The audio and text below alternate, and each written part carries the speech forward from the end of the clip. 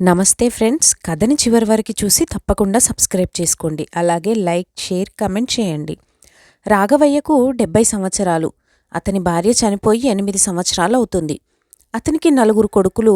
ఒక్కో కొడుకు దగ్గర ఒక్కో నెల జీవనం గడుపుతూ ఉంటాడు.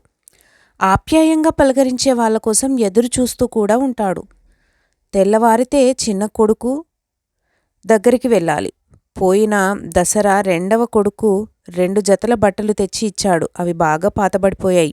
మొదటి కొడుకు కొనిచ్చిన కళ్ళద్దాలు పగిలిపోయి 10 రోజులు అవుతుంది. కొడుకుకి తెలిస్తే విసుక్కుంటాడని చెప్పలేదు. కళ్ళద్దాలు లేకుండానే ఆ మసకబారిన కంటితో చూస్తూ ఉన్నాను. చిన్న కొడుకు దగ్గరికి వెళ్లే సమయం ఆసన్నమైంది.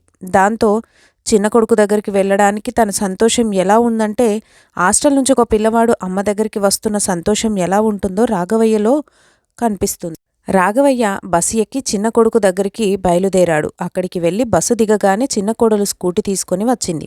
మామయ్యను చూసిన చిన్న కోడలు ఎంతో ఆప్యాయంగా "బాగున్నారా మామయ్య" అని అడిగింది.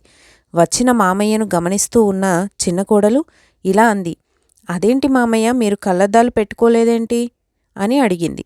"బ్యాగులో ఉన్నాయిలేమ్మా" అన్నాడు రాఘవయ్య.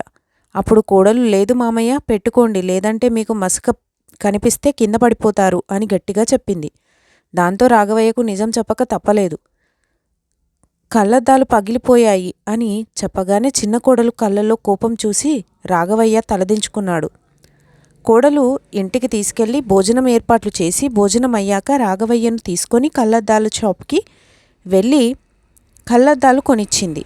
షాపు నుంచి ఇంటికి వచ్చేటప్పుడు దారిలో, "అందుకే మామయ్య, మిమ్మల్ని ఎక్కడికి వెళ్ళనివ్వడం నాకు అసలు ఇష్టం ఉండదు. కనీసం మీకు కళ్ళద్దాలు కొనిపెట్టే తీరిక కూడా మీ కొడుకులకి లేదా?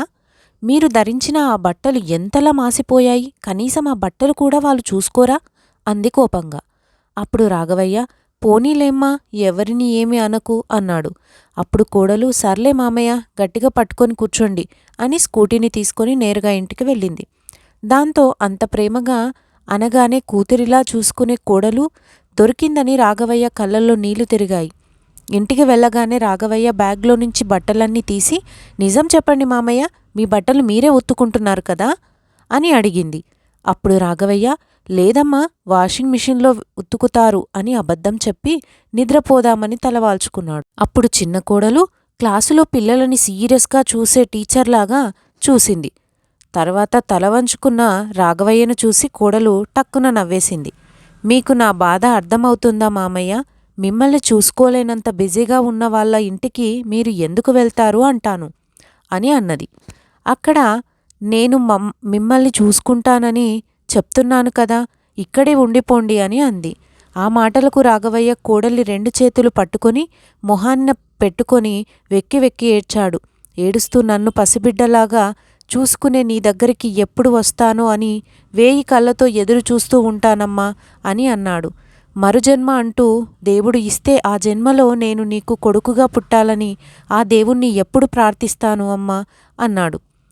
"నువ్వు ప్రేమగా చూసుకునే ఈ రోజులు మిగతా నెలలకు మళ్ళీ తిరిగి వచ్చేసరికి ఆ ప్రేమ అంతా సరిపోతుంది" అన్న రాఘవయ్యను కోడలు ఎంతో ప్రేమతో ఓదార్చింది.